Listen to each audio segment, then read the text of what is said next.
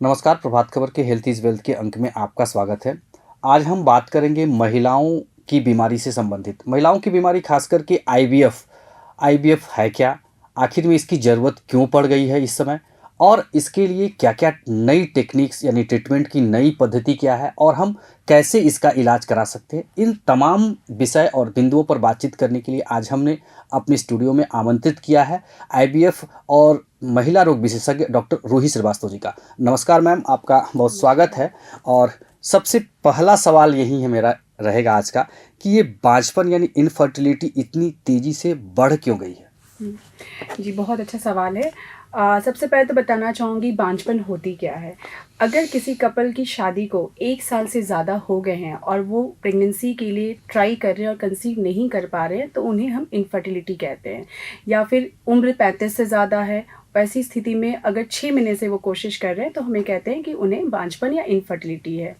जब आपका सवाल है कि क्यों बढ़ रही है, ये जो मैंने भी अपनी डे टू डे लाइफ में प्रैक्टिस में देखा है कि डेफिनेटली निसंतानता इनफर्टिलिटी बढ़ गई है और इसके कारण महिला और पुरुष दोनों ही हैं।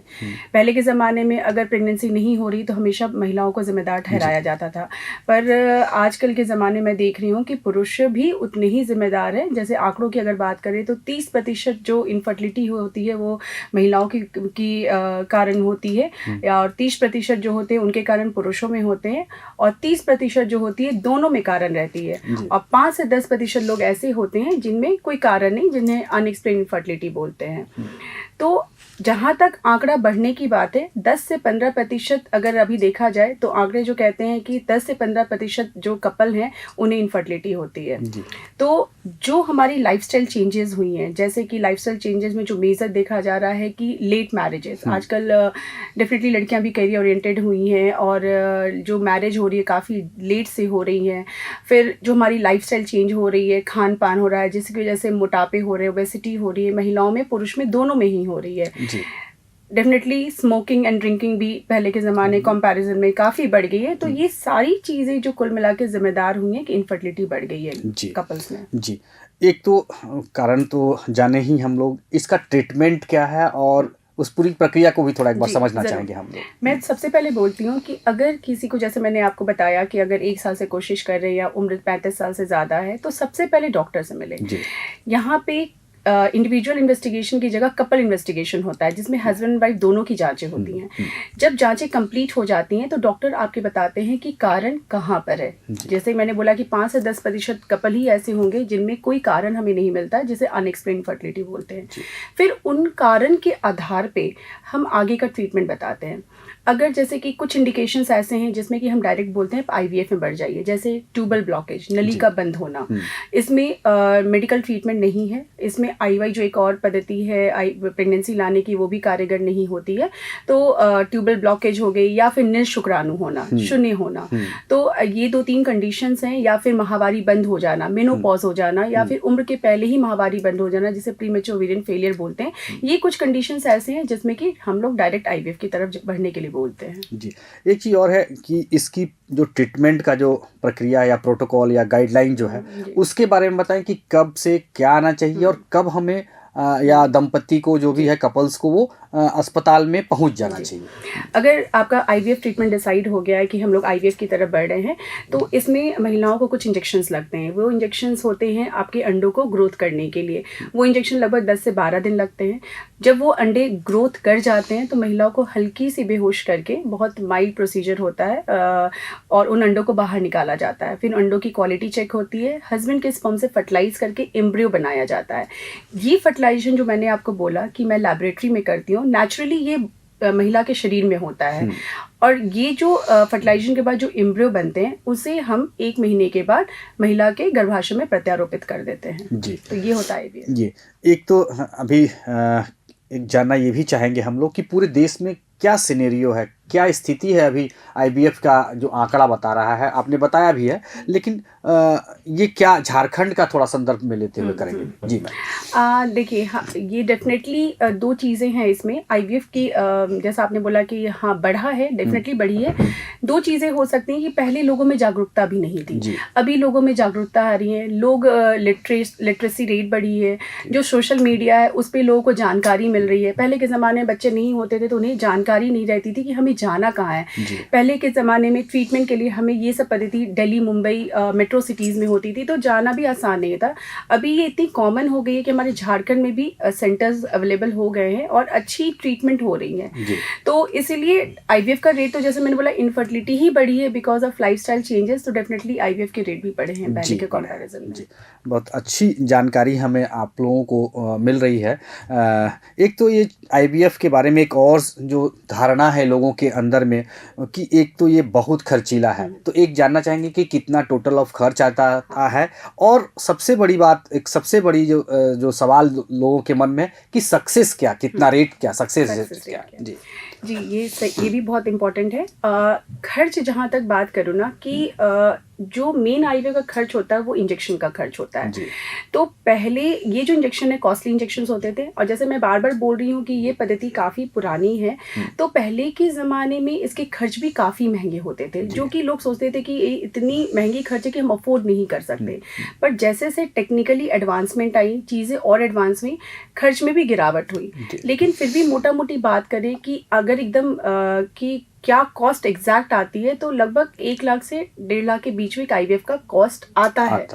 लेकिन मैं साथ में एक बात और बोलना चाहूँगी कि हमारे पास कई कपल्स आते हैं, 15 साल 20 साल शादी के होते हैं, वो बहुत जगह दिखाते हैं और उन्हें मतलब सफलता नहीं मिलती, प्रेगनेंसी नहीं आती है। और हम जब आते हैं, हम लोग आईवीएफ करते हैं, उन्हें 2 महीने प्रेगनेंसी आती है।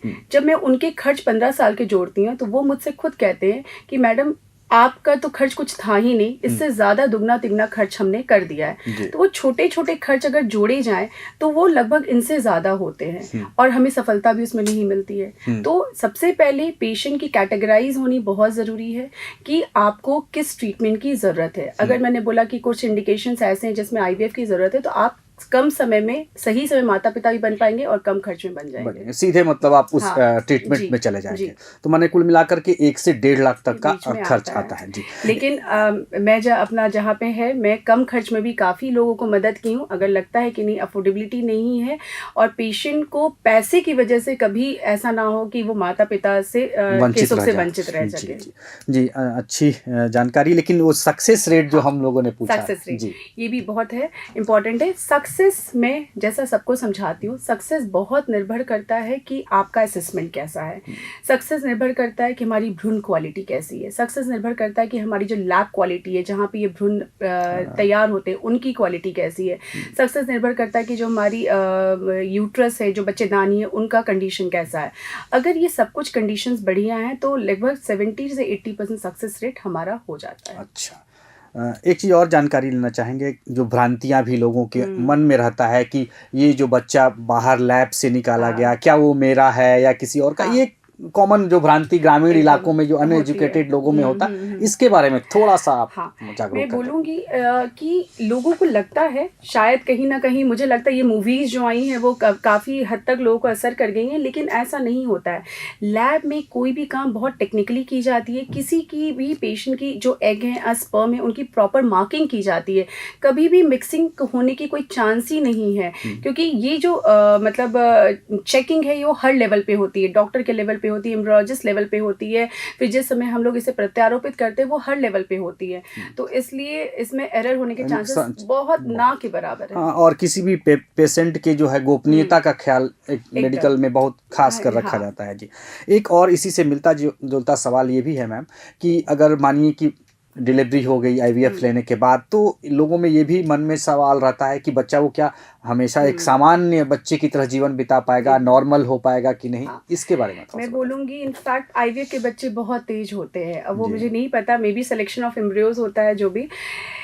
ये बताना चाहूँगी कि जो आईवीएफ है वो एक तरीका है प्रेगनेंसी लाने का। मैंने जी। क्या बोला कि जो फर्टिलाइजेशन प्रोसेस नेचुरली बॉडी में एक महिलाओं के अंदर फेलोपियन ट्यूब होती है उसमें होती है, तो ये अगर फर्टिलाइजेशन किसी कारणवश नहीं हो पा रही है तो ये हम लैबोरेटरी में करते हैं और उससे जो बनने वाले भ्रूण है उसे वापस से प्रत्यारोपित कर देते हैं। तो जो 9 महीने का सफ़र है वो एकदम नेचुरल प्रेगनेंसी के जैसा ही है।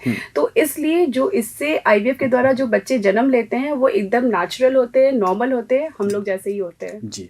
एक और सवाल इसी से जुड़ा हुआ है कि जो प्रेगनेंसी या जो आईवीएफ लेने वाली महिलाएं हैं उनको भी एक बड़ा रहता है कि अब उनको लगता है कि अब तो जीवन भर आराम करना पड़ेगा, क्या है मैं पहले वाली रूटीन लाइफ जी पाऊंगी नहीं। कैरियर का भी रहता है उनमें कि मैं जितनी तेजी के साथ मेरा कैरियर है वो कितना इफेक्टिव तो नहीं होगा। इसके बारे में थोड़ा सा जो भ्रांतियाँ मैंने जैसे बोला, हाँ ये भी है कि कई लोग का सवाल रहता है कि क्या हमें बेड रेस्ट करना पड़ेगा। लेकिन मैंने जैसे बोला कि आईवीएफ एक प्रोसेस है, एक तरीका है प्रेगनेंसी को लाने का। आगे का 9 महीने का सफ़र बिल्कुल नेचुरल प्रेगनेंसी के जैसा है। जैसे हम नेचुरल प्रेगनेंसी में कहते हैं कि महिलाएं माँ बनती हैं तो आप भारी सामान ना उठाइए, आप आराम से रहिए। बल्कि हमारे साथ कई पेशेंट हैं वो अपना जॉब करती हैं, 9 मंथ्स तक कंटिन्यू करती हैं। तो कई बार पेशेंट को साइकोलॉजिकली हो जाता है कि नहीं मुझे रेस्ट करना है, पर उसकी एकदम ज़रूरत नहीं है। इनफैक्ट आईवीएफ के बाद हमने जिन पेशेंट्स को देखा है कि वो बेड रेस्ट नहीं करते उनमें सक्सेस बेटर है इन कंपैरिजन टू पेशेंट जो बेड रेस्ट पे रह जाते हैं हमारे बोलने के बाद भी। जी।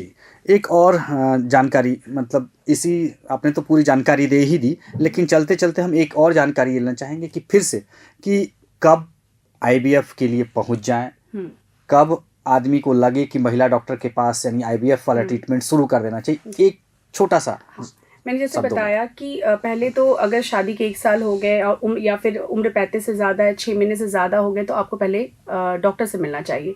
जहाँ तक आईवीएफ की बात है, मैंने बोला कंडीशंस होती हैं। ट्यूबल ब्लॉकेज में कई बार बाहर में सजेशन दिया जाता है कि आप ट्यूबल ओपनिंग करा लीजिए, ऑपरेशन करा लीजिए। और लेकिन ये बोलूँगी ट्यूब एक बहुत पतली सी जगह होती है, ट्यूब के खुलने के साथ साथ उसका काम करना भी ज़रूरी है। कई बार तो हम ट्यूब्स खोल देते हैं पर वो काम लायक नहीं रहती है, तो हमारा खर्च भी जाता है। कोई भी सर्जरी खर्च के साथ ही आती है और फिर कॉम्प्लिकेशंस भी होते हैं। तो ट्यूबल ब्लॉकेज कंडीशन हो गई, या फिर नील शुक्राणु एज़ोस्पर्मिया कंडीशन हो गई, या फिर मेनोपॉज हो गया, या फिर प्रीमेच्योर ओवेरियन फेलियर हो गई। तो ये सारे कुछ कंडीशंस ऐसे हैं जिसमें आप मेडिकल ट्रीटमेंट में ना जाके आप डायरेक्ट आईवीएफ में बढ़ सकते हैं। एक और सवाल है मैम, चूँकि महिला चिकित्सक भी हैं तो ये जानना चाहेंगे कि आजकल बहुत कम उम्र में छोटी छोटी बच्चियों को भी माहवारी यानी कि जो आपको ये हो रहा है, तो ये वजह क्या है? इतने कम उम्र में क्यों ऐसी ये मेंस्ट्रुएशन शुरू हो जा रहा है? ये जो मेरा भी ऑब्जर्वेशन है, मैंने भी देखा है कि और ये भी वन ऑफ द रीज़न है। जैसे मैंने आपको बोला कि लेट मैरिज तो है ही साथ में, और साथ में जो आपने बोला माहवारी अर्ली एज में शुरू हो जा रही है, तो जो हमारा एक्चुअल फर्टाइल पीरियड है वो लॉस हो जा रहा है, इसीलिए इनफर्टिलिटी और बढ़ रही है। जहाँ तक सवाल है कि क्यों अर्ली एज में ऐसा हो रहा है, तो मैंने बोला कि कहीं ना कहीं ये सोशल मीडिया, जो हमारी मोबाइल पे ज़्यादातर रहने की आदत हो गई है, सोशल में बहुत सारे कंटेंट्स रहते हैं, जो मैंने बोला खान पान हमारा, ओबेसिटी, जंक फूड्स, तो ये सारी चीज़ें जो रिस्पॉन्सिबल हैं, जंक फूड्स ओबेसिटी कर दी, ओबेसिटी से फिर हमारे हार्मोनल इम्बैलेंसेस होते हैं, ये सारे रीज़न है माहवारी के जल्दी आने। जी मैम, एक चीज़ और जानना चाहेंगे कि आईवीएफ का ट्रीटमेंट, चूँकि आपका प्रोफेशन है तो हम नहीं बोलना चाहिए, लेकिन फिर भी ये जानना चाहेंगे ज़रूर कि आईवीएफ की नौबत नहीं आए, महिलाओं को अपने स्वास्थ्य का क्या क्या ख्याल रखना चाहिए जिससे वो समय पर प्रेगनेंसी उनको हो जाए और उनका दाम्पत्य जीवन बेहतर चल पाए। मैं ये बोलूँगी सबसे इम्पॉर्टेंट चीज़ है हेल्दी लाइफस्टाइल। आप लाइफस्टाइल अपनी हेल्दी रखें, जैसे मैंने बोला कि अपनी जो वज़न है उसको ठीक रखें, जंक फूड्स बाहर का खाना पीना थोड़ा सा कम करें, और घर का जो शुद्ध खाना हमारा रहता है वो सब चीज़ें लें। दूसरी चीज़ है कैरियर डेफिनेटली इम्पॉर्टेंट है, लेकिन एक मेरे हिसाब से एक औरत के लिए माँ बनना भी उतना ही इम्पॉर्टेंट है, तो सही टाइम पे प्रेगनेंसी करनी इम्पॉर्टेंट है। एक इम्पॉर्टेंट बात और बताना चाहूँगी कि जो महिलाओं के अंडे हैं वो उसे जन्म से मिलते हैं, जैसे जैसे उम्र बढ़ती है वो अंडे की संख्या और गुणवत्ता दोनों ही कम होती चली जाती है। तो जो सही उम्र है माँ बनने की वो 22 साल से 30 साल के बीच में है। आफ्टर 30 इयर्स जो क्वालिटी ऑफ एग्स है वो डिटोरिएट कम होती है और 35 में तेज़ी से गिरावट होती है। तो हमें वो टाइम फ्रेम समझना बहुत ज़रूरी है कि मेरे लिए किस समय क्या ज़रूरी है। तो इसीलिए बेहतर है कि अगर हम 30 के पहले अगर प्रेगनेंसी कर ले तो वो हमारे लिए बेहतर होगा। तो आपने देखा कि हमने मैडम से बहुत सारे सवाल पूछे और उन्होंने बहुत सरलता के और सरल शब्दों में उसका जवाब दिया।